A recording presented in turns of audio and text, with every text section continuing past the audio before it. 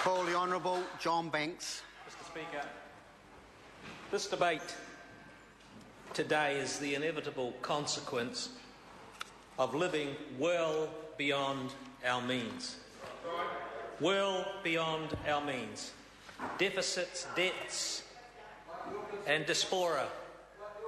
The New Zealand public and private debt over the past 15 years from 82% of GDP to 134% of GDP.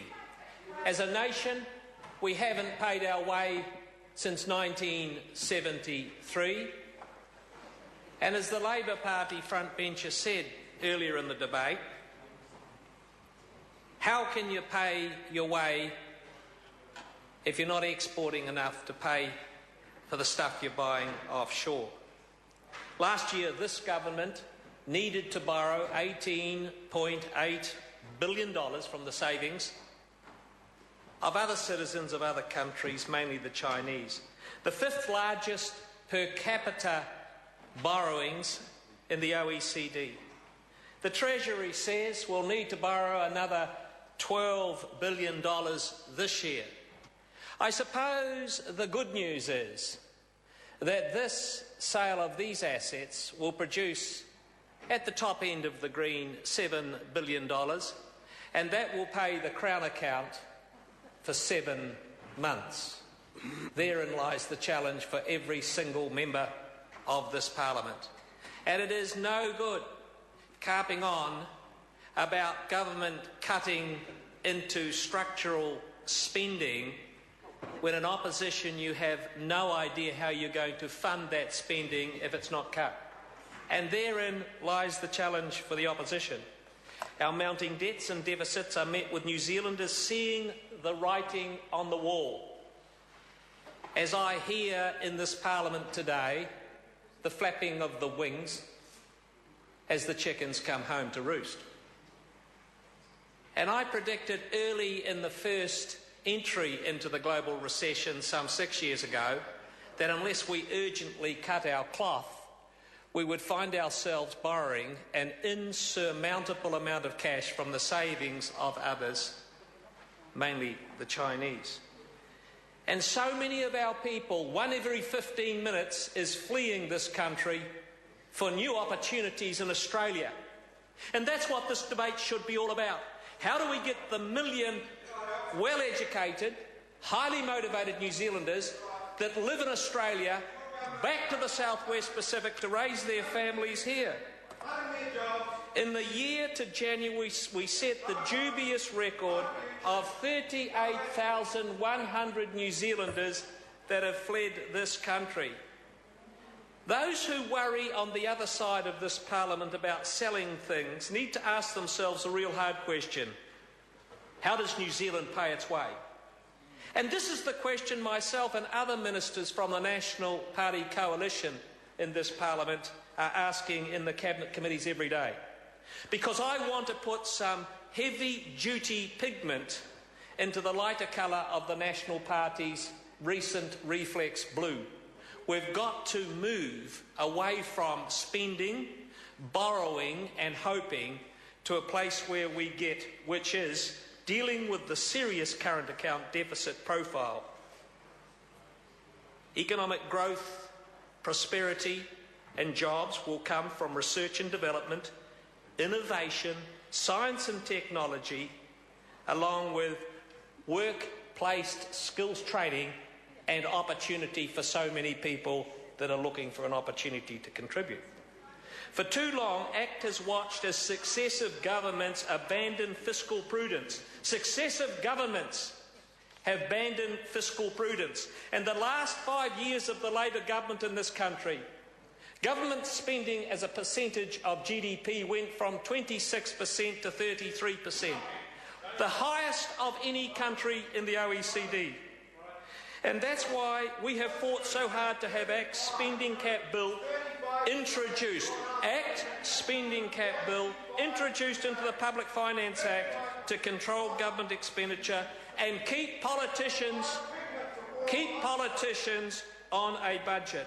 like housekeeping, Mr. Speaker, and you know a lot about housekeeping, as all members know about housekeeping. The country can't keep borrowing for the housekeeping. That's a statement of fact. This bill is only part of the solution to our wider economic puzzle. When we consider the policy of privatisation, we must remember that it is private enterprise that creates all of the wealth and social prosperity for the citizens of this country. As the World Bank famously wrote, privatisation is now so widespread that it's hard to find countries not using this approach. Over 30 years, Mr. Speaker, these privatisations have been studied to death. Overwhelmingly, privatisation has increased the productivity of the enterprise privatised. So if we're not sitting in this Parliament today talking about selling these assets so that we don't have to borrow more money from the Chinese, what proposition is the parliamentary opposition putting up to paying our way in the world as we come out of the second tranche of this global recession? It is worth noting that the New Zealand government holds assets worth $245 billion. If we take the figure of $7 billion as a percentage of $245 billion, we're talking today, this afternoon in this House, of less than 3% of our structural asset, so that we don't have to borrow and pay the interest on those borrowing. I want to remind the New Zealand Labour Party that the New Zealand Labour Party privatised Telecom. Would they buy back Telecom? The New Zealand Labour Party privatised more assets than have ever been privatised by this Parliament and this country. Bob Hawke Labour government in Australia privatised Qantas and the Commonwealth Bank. Even Julia Gillard is not talking about buying back Qantas and the Commonwealth Bank. Jean Chrétien privatised Canadian National Railways in Canada. The Canadians are not having a debate about state owning of that asset. It cannot be repeated too much, Mr. Speaker. This country finds itself in a financial mouse wheel. In a financial mouse wheel. We are at the crossroads.